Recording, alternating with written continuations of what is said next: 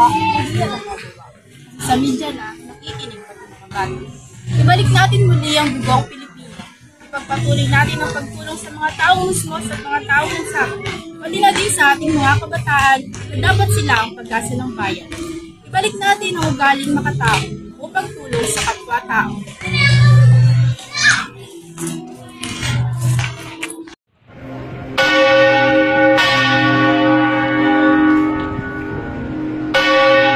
Pagpasok ko sa simbahang ito, ay dito ako palagi humihingi ng gabay, patnubay at protekta galing sa Panginoon.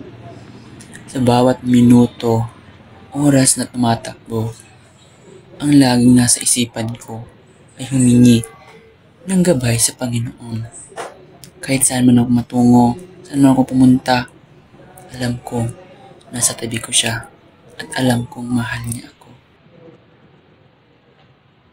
Ang pagtutulungan natin sa paglilinis sa paaralan ay para din nating tinutulungang malinisan ang ating kalikasan. Mga dahon na pakalat-kalat, basurang hindi natatapon sa tamang lalagyan, tamang tapunan, ay patuloy pa rin kumakalat. Kaya, mas mabuti nang gumawa tayo ng isang grupong ganito at ganito ang ating gawin.